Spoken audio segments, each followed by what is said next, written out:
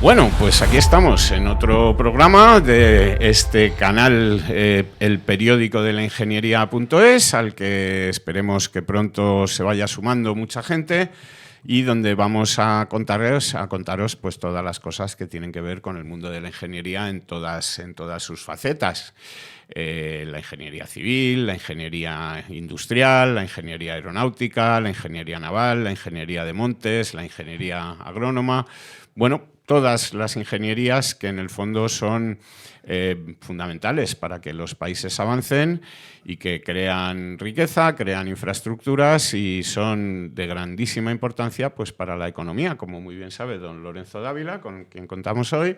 Y muy buenos días, don Diego. Buenos días. Y doña Virginia Moreno, buenos días. Y Diego Jalón, que soy el que os habla.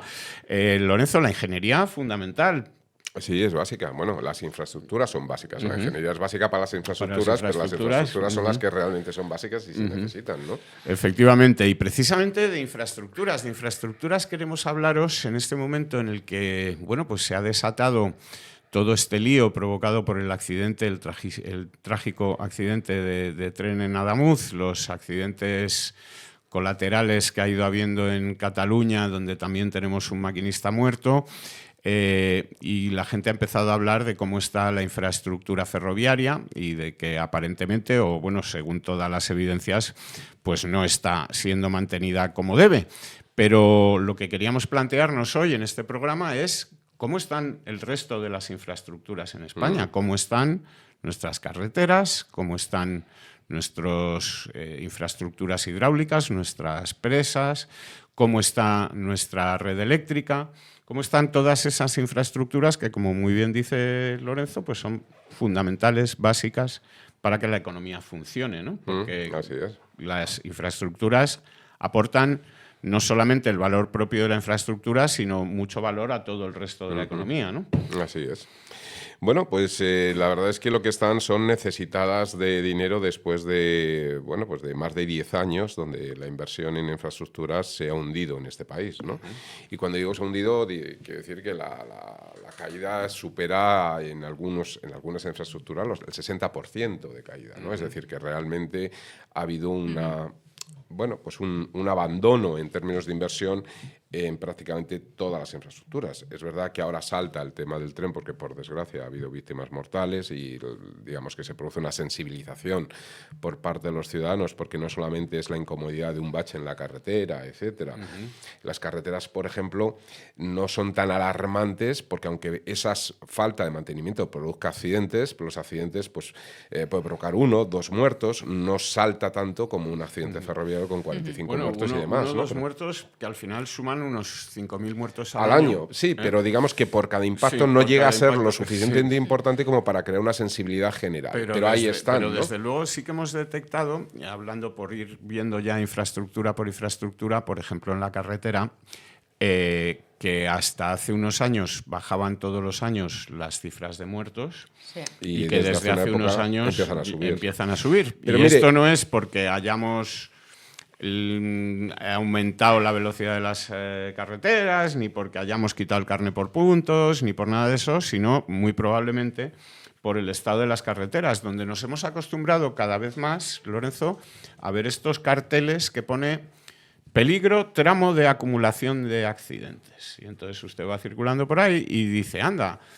o sea que el Estado, la Dirección General de Tráfico, se ha dado cuenta de que aquí hay muchos accidentes. Y en vez de decir, oye, pues voy a ver qué hago para arreglar el tramo, lo que hago es poner un cartel y decirle, ten cuidado que aquí se mata mucha gente. Y poner un radar. ¿No? O estos de límite de velocidad es que, mire, firme en mal estado. ¿Pero eso qué significa? El problema de esto es cómo se manipulan un poco los datos, que es lo que siempre ocurre, ¿no? Porque, claro, si uno coge, desde que el gobierno actual llega al poder, la inversión en infraestructura ferroviaria ha crecido cerca de un 30 y tantos %.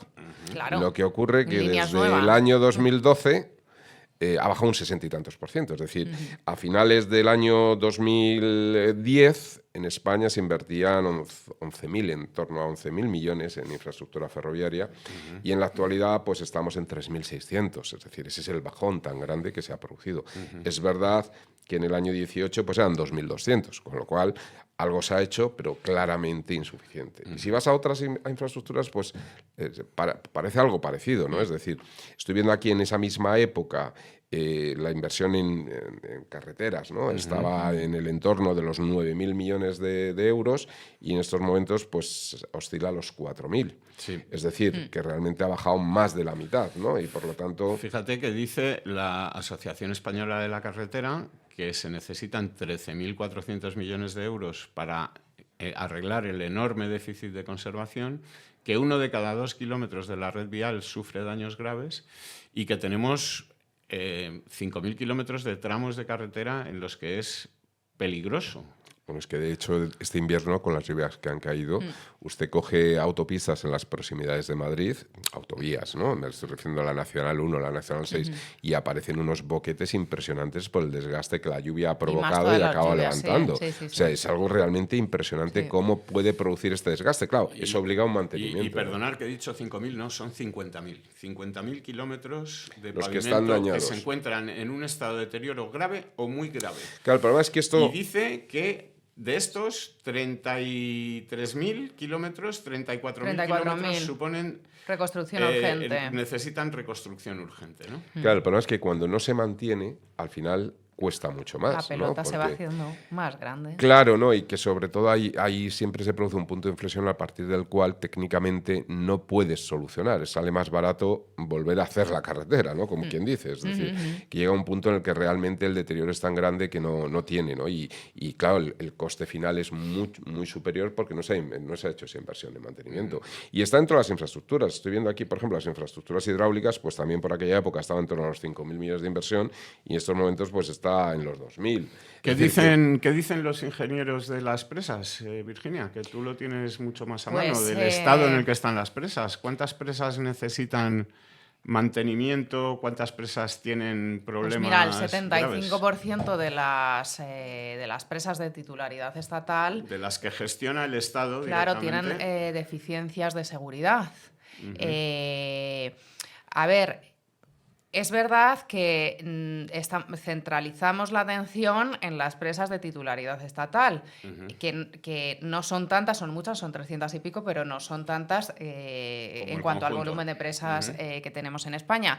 Pero, claro, es que el resto están fenomenal. ¿Por qué? Están bien mantenidas. Están muy bien mantenidas y se ha invertido todo lo que toca, bueno, todo funcción, los desagües, tal cual. Esto no creo que le extrañe a nadie que nos esté oyendo si compara una carretera o una autopista, una autovía estatal con una autopista de peaje, ¿no? Cualquiera que haya circulado por una o por otra se da cuenta de que hay una diferencia, ¿no? De que parece otro tipo de carretera, ¿no? La caída y yo creo que las carreteras es más visible, ¿no? Porque hay otro tipo de infraestructuras que realmente no se produce la diversidad de administraciones como ocurre en el de las carreteras, donde hay carreteras que son de responsabilidad local, otras de responsabilidad autonómica y otras de responsabilidad estatal, etcétera, ¿no? Y realmente la deficiencia y el problema de inversión en infraestructuras es transversal, es decir, afecta a todas las administraciones. Y por lo tanto, ya no es una cuestión ni de color político, es que realmente hay o falta una cultura de mantenimiento hacia unas infraestructuras que al final es peor. Es decir, y eso uno lo ve por donde vaya, por el territorio. Es decir, que es verdad que las vías principales están mal, pero en cuanto sales de esas vías principales te encuentras vías no principales y que por tanto ya no son estatales o de la administración estatal, sino que son de administraciones o bien de la comunidad, incluso en ocasiones entornos, aproximaciones a pueblos, ¿no? Incluso las vías urbanas. Aquí yo tengo el dato, por ejemplo, cómo la infraestructura urbana se produce una caída desde los aproximadamente 5.000 millones a poco más de 1.000. Es decir, esto es una caída del 75%. Muchísimo, claro. Y estamos hablando de una inversión que es responsabilidad de los entes locales, que en este periodo, desde el 2010 hasta el 2026 que estamos, han cambiado varias veces de color político. Pero... Y sin embargo, no hay un un despegar, Sí, ¿no? sí. No, es evidente que políticamente la inversión en mantenimiento no da el mismo número de votos, o sea, una rentabilidad, digamos, más o menos inmediata que la creación de nueva infraestructura. Que Y te que puedes ir a hacer falta, una foto, y hacer una que falta, inauguración, que es como muy tangible para el ciudadano de a pie si inauguras una nueva línea de alta velocidad, por ejemplo, que une tu tierra con la capital del estado. Entonces, claro, esta inversión en mantenimiento son millones y millones como invisibles que, claro, luego a la larga y cuando vemos que viene esta falta de mantenimiento sostenida en el tiempo, pues es cuando se hace visible para el ciudadano realmente todos esos millones que nos han invertido. Es una cuestión, Pero fíjese, es una cuestión cultural. Mire, yo pongo siempre un ejemplo en otro tipo de infraestructura, en infraestructura sanitaria, ¿no? En Madrid hay un hospital que históricamente Es otra infraestructura, es otra muy infraestructura muy importante, importante. muy Sí. importante, ¿no? Pero un hospital privado que a mí me ha sorprendido. Y voy a poner ejemplos de hospitales privados los dos, ¿vale? Para que no parezca aquí lo de público-privado, etcétera, ¿no? Pero hay un hospital privado que para mí siempre ha sido un ejemplo de mantenimiento, que era el Ruber Internacional. Esto pertenecía a una fundación en sus orígenes alemana, no sé qué, no sé cuántos, y tenían esta, digamos, cultura empresarial. Yo recuerdo ir a médicos a ese hospital y de repente ver cómo de repente estaban cambiando y volviendo a pintar zonas que dices, pues si no hace falta, ¿no? Es decir, porque tenían como esa dinámica de invertir X dinero al año, van renovando todo, renovaban los asientos. Uno iba a ese hospital y siempre parecía que el hospital lo habían inaugurado hace 2 meses, sí. Y siempre estaba en obras, permanentemente, por fases, iban cerrando habitaciones, no sé qué, siempre. En el lado contrario, la tradicional hospital de monjitas, más limpio que la patena, porque otra cosa no, pero que se quedaba que parecía de los años 40. Al final, ¿qué ocurre? Que tienen que tirar el hospital y volver a construir otro. Eso lo hemos visto en el 12 de octubre. Eso ¿no? lo hemos visto en el 12 de octubre. Y lo vamos a ver en La Paz. Efectivamente, ¿no? Como la falta de mantenimiento pues llega a un punto en el que ese hospital... Claro, el problema está... Por eso quería no mezclarlo de público-privado, sino por decirlo, sí, ¿no? Que ocurre claro, el problema está en que cuando uno tiene ese mantenimiento permanente, tiene 2 cosas. Primero, a la larga, porque hay muchos modelos que lo demuestran, se gasta usted menos. Y segundo, siempre lo tiene nuevo. Claro. Mientras que cuando usted entra en el otro proceso, pues es verdad que va a tener una cosa nueva o puntera durante unos años, pero a los 10, 15 años el desgaste ya empieza a ser visible y al final se gasta usted más, 70, 80 años después. Pero es que además, durante 50 de los 80 años de la vida útil, usted va a estar con una infraestructura en unas condiciones muy lamentables. O sea, usted pasa efectivamente por La Paz. Bueno, el ejemplo visible el 12 de octubre, claro, uno ve el edificio nuevo, ve el edificio antiguo y dice, bueno, es que esto ¿qué ha pasado? ¿No? Y va por La Paz, donde hay un proyecto ahora mismo. Sí. Y esto... A ver, estamos hablando de hospitales que son responsabilidad de comunidades autónomas. Sí. El Hospital de La Paz, donde hay un proyecto en la Comunidad de Madrid de hacer un macrocentro brutal a nivel internacional, que ve uno las maquetas y el proyecto y es impresionante, pero claro, uno pasa ahora mismo por ahí y dice, joder, pues no le queda nada, ¿no? Un rato, sí. ¿Cómo está la cosa, ¿no? Y eso con la calidad, porque un hospital no solamente es su infraestructura, o sea, perdón, es su infraestructura, pero no solo su infraestructura material, también su infraestructura humana. Es decir, La Paz es el mejor hospital o uno de los mejores de Europa porque tiene una calidad y un know-how en los médicos y en el aprendizaje, etcétera, tremendo. Pero realmente están trabajando en unas condiciones pues un tanto lamentables, ¿no? Sí, pero es que esta falta de inversión en mantenimiento, o sea, esta carencia que nos has ido diciendo cómo ha ido disminuyendo, sobre todo desde 2010 hasta hoy, es que pone en riesgo vidas y parece mentira que nos lo tengan que recordar accidentes tan lamentables como el de Adamuz reciente, pero también el de La Dana de hace poco más de un año. Es que si no invertimos lo que es necesario en esas infraestructuras hidráulicas, en esas carreteras, en esos trenes, lamentablemente nos vamos a encontrar, como ya lo hemos hecho, con víctimas mortales. Es que mire, hay una cosa que es evidente, viendo el dato, ¿no? Viendo el dato, la inversión en carreteras. En el año 1998, la inversión en carreteras estaba en torno a los 7.000 millones de euros. Toma ese valor puntual de 9.000 millones en el año 2010 y luego desciende. Yo no digo que se coja los 2010, que es un valor puntual que probablemente estaba justificado por aperturas de nuevas vías, etcétera, etcétera. Pero si usted coge la media de los anteriores 10 años, pues usted ve que aproximadamente se está invirtiendo en el entorno de los 8.000 millones.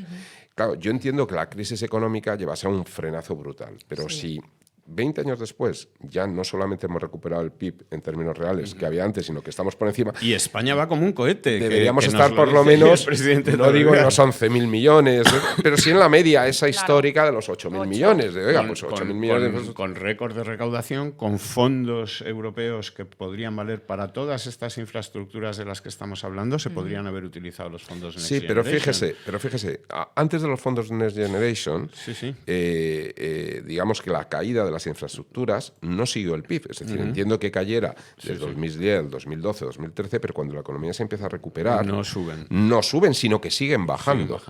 Con lo cual, aquí yo creo que la frase está de el que esté libre de pecado que tire la primera piedra. Es decir, que yo creo que ha sido una dejadez generalizada. Y de hecho... cuando entra el gobierno actual, se cambia la tendencia de esta falta de inversión. Empieza a subir, solo que sube cantidades ridículas comparadas a las necesidades.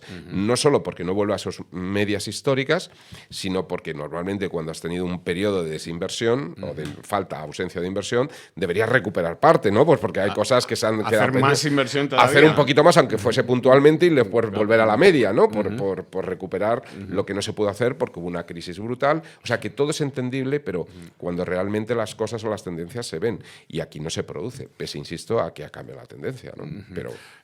la red eléctrica es otra de las infraestructuras que el 20 tantos de abril del año pasado, no recuerdo la fecha exacta, 28 de abril creo que fue, pues nos dio un susto a todos los españoles, nos dejó a oscuras durante horas. Y nos dimos cuenta de que esa red eléctrica de la que tanto presumían algunos, pues tenía unos problemas muy graves de estabilidad. Y esos problemas, don Lorenzo, se arreglan con dinero, ¿no? Se arreglan poniendo, digamos, medios para que esa estabilidad exista, ¿no? Bueno, por una parte... que si tuviéramos una red eléctrica en condiciones, sí podríamos poner ese mix de 90 o de 100% de renovables, como con el que sueña el presidente. A ver, nosotros, nuestra red eléctrica, sinceramente, yo creo que no está tan deteriorada como otras redes. El problema está que para que funcione necesita un mix y tiene un margen de variación dentro de ese mix. Eso implica pues, que tiene que haber un porcentaje, por supuesto, de energía nuclear y un porcentaje de ¿Pero centrales... qué me dice de energía nuclear? De centrales de ciclo combinado, ¿no? Es decir, para que pueda funcionar... Esas que queman cosas que son muy malas y provocan el cambio climático, tenga una estabilidad. Tomar la decisión de cambiar el mix hacia energías renovables a mí me parece loable, me parece que está muy bien. Lo que ocurre es que para poder hacer ese cambio hace falta pues, canalizar una serie de inversiones, es decir, algo que evite el problema de la inestabilidad del sistema y eso implica inversión. Entonces, lo único es, hay una frase también muy bonita que dice estar a la altura de tus ambiciones, ¿no? Es decir, no es que yo creo que haya un fallo muy grande en la red eléctrica actual, no, porque tenemos el sustento, la posibilidad de estabilizar el sistema. El problema está en que si queremos otra cosa, y está bien esa ambición de poder llegar. Hace poco Elon Musk decía que España podía convertirse en la central eléctrica de Europa, ¿no? Por la capacidad o el potencial que tiene energías renovables.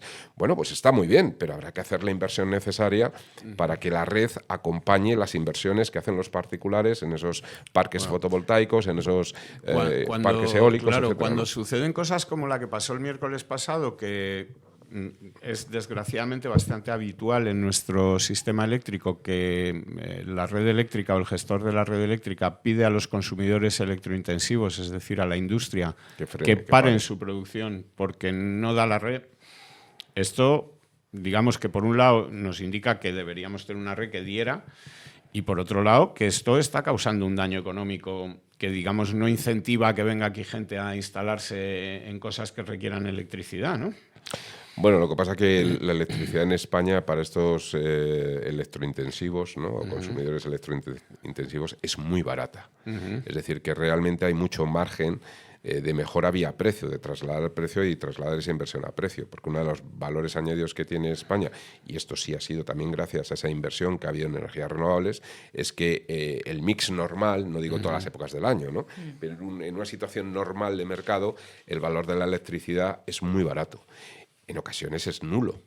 Y esto, cuando esos grandes operadores no están pagando una tarifa fija del año, sino que van un poco por evolución de mercado, etcétera, hay épocas del año que pagan cantidades irrisorias comparado con otros países.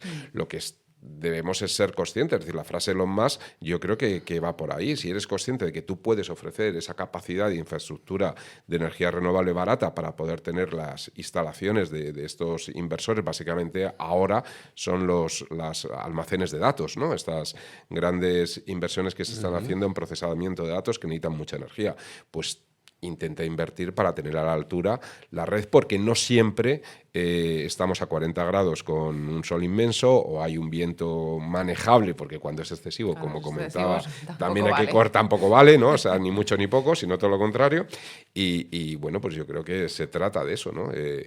A ver, yo creo que es una oportunidad muy grande. ¿Que la pierda España? Pues bueno, como es... Mira, recientemente, la semana pasada, ha estado Bill Gates en Madrid en un evento organizado por Clean Tech for Iberia y Breakthrough Energy, en el que ha explicado que las redes eléctricas europeas son clave para alcanzar los objetivos climáticos y energéticos que se ha planteado la Unión Europea.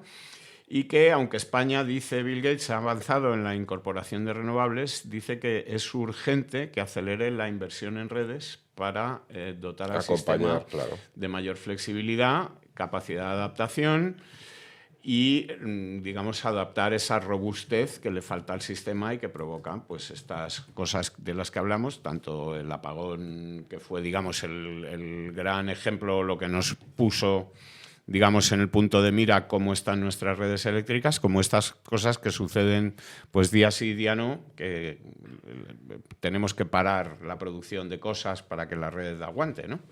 Así es, y es un tema además que va por una parte la red y por otra parte la producción. Es decir, Ha hablado tanto Bill Gates, tanto de falta de capacidad de red como de los larguísimos plazos de conexión, en algunos casos superiores a 5 años, para poder las nuevas instalaciones. Hacer nuevas instalaciones de generación limpia, ¿no? Claro, por eso digo que también es un tema de producción, pero sí, efectivamente, o sea, la inversión en la red es algo evidente y hay un cambio, y ahí sí que hay una componente ideológica, ¿no? Porque está demostrado con digamos, una fuente energética que ya ha sido declarada por la Unión Europea como una fuente limpia, ¿no? O digamos, medioambientalmente ecológica, o como la queramos llamar, es la energía nuclear, ¿no? Y sin embargo, en España quieren cerrar las pocas centrales, que probablemente habría que cerrarlas, en el sentido de que ya empiezan a tener una vida útil larga, ¿no? Lo que hay que hacer es generar nuevas, ¿no? Crear nuevas, ¿no? Claro. Que sustituyan a esas o que amplíen la capacidad de producción de las existentes, ¿no? Sí, por lo menos hasta que veamos, porque además, Lorenzo, la inversión en redes eléctricas, en este caso estamos hablando,